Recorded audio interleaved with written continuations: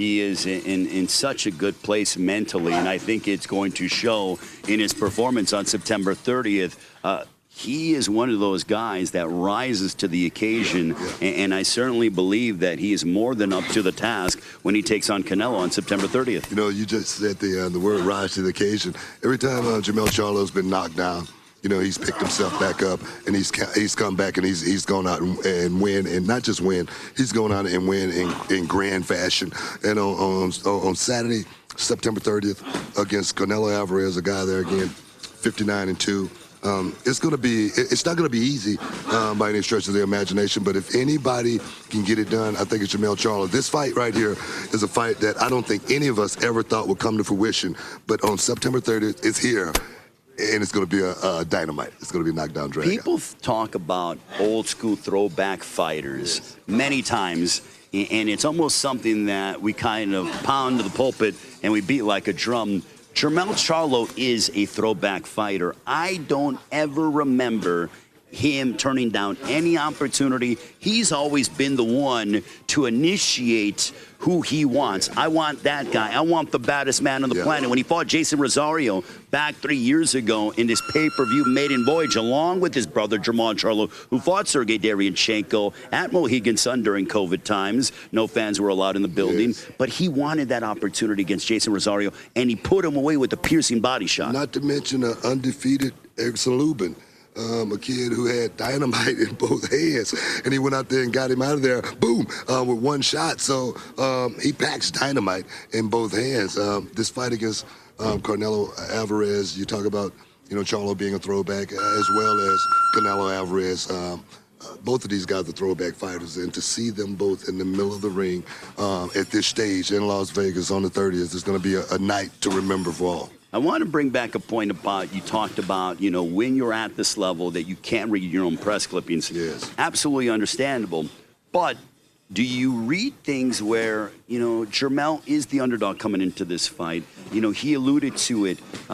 Does that motivate him? Does that add fuel to his fire? I don't think he needs anything more, but do you think that it adds a little extra oomph to what he's doing? You know, to be honest, I always knew that I was good in professional wrestling. I never thought about the championships or anything like that.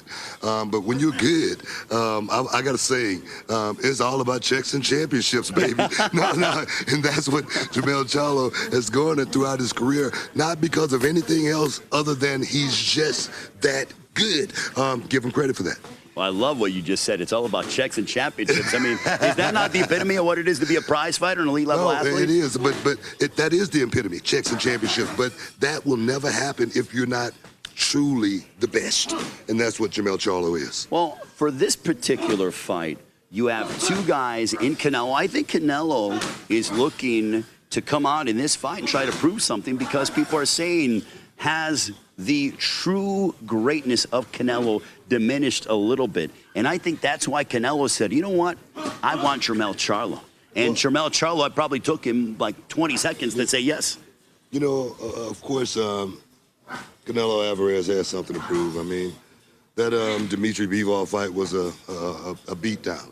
It really was. And Canelo Alvarez knows he's a much better fighter than that. He was fighting a much bigger guy at that time as well, and that step up for him was a huge step up.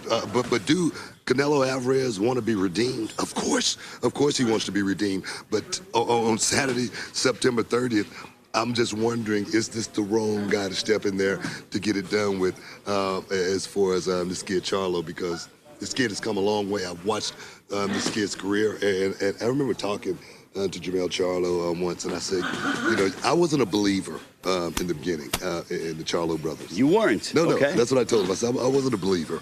But over the time, both of those brothers made me believers in their performances each and every time they went out to that ring. Well, I just love the fact that Jermell mentioned, he goes, my brother Jamal started before I did. And they are still, look, you know, I have a younger brother, you know, who's in this business from an announcer standpoint, Miguel.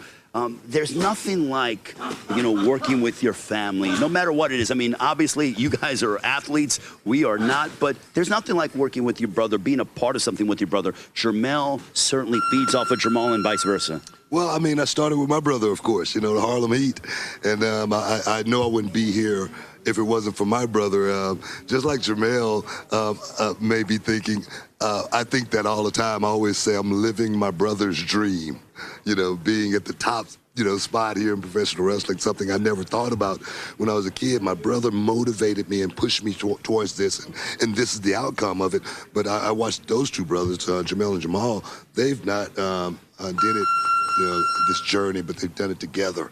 Both of these guys are champions. Both of these guys represent Houston, and not just represent Houston, but in the utmost way, these two guys represent Houston. I give them a lot of credit. I'm proud of both of those guys. Certainly Lions only. Great to see Canelo Charlo. Yes, sir. I'm ready.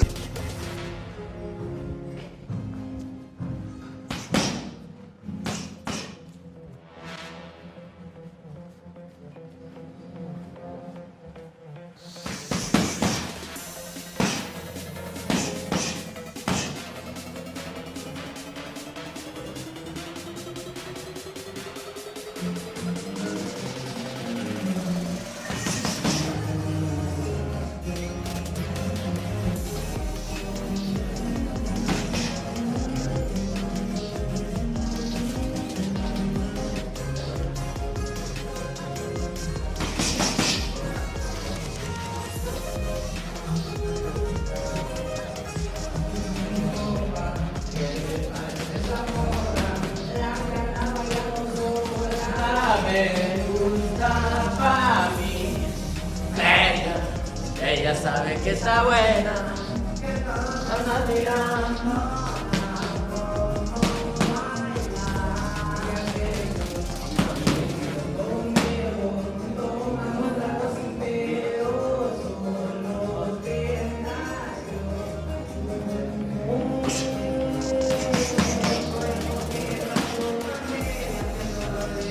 Vas a ser mía, me dijo.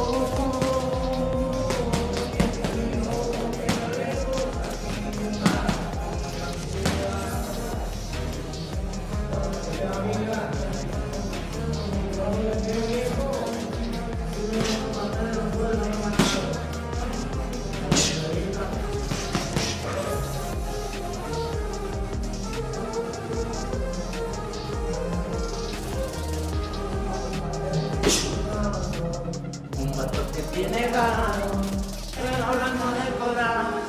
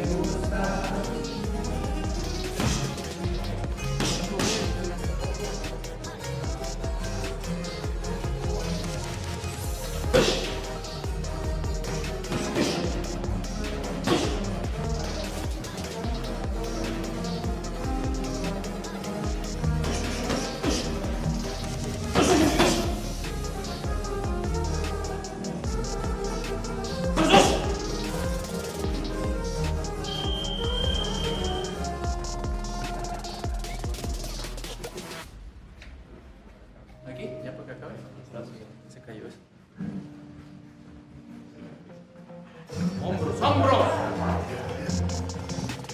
All right, so Canelo Alvarez is finished up his workout.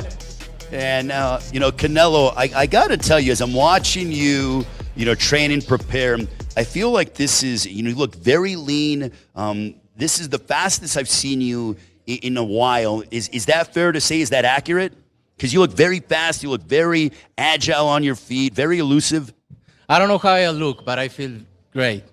And I feel great, and I think it's one of my best camp I ever had, and I'm glad to be able to train 100% now with my left hand. You see a little bit. Nice, I got a nice dose. Yeah, you see a little bit, and that's made me feel confident, because when you in your 100%, you feel confident. When you train knowing your 100%, you in the fight is gonna be like not that confident you have every time, right? But right now I feel great. I feel in my 100%.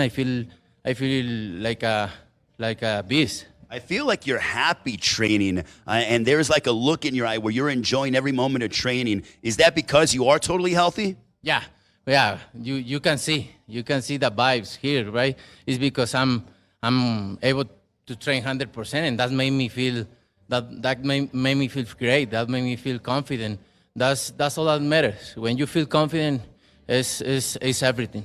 Are there any changes to training because you're up here in the mountains and at altitude? Just come and train here. You know, we always prepare 100% wherever we are. But just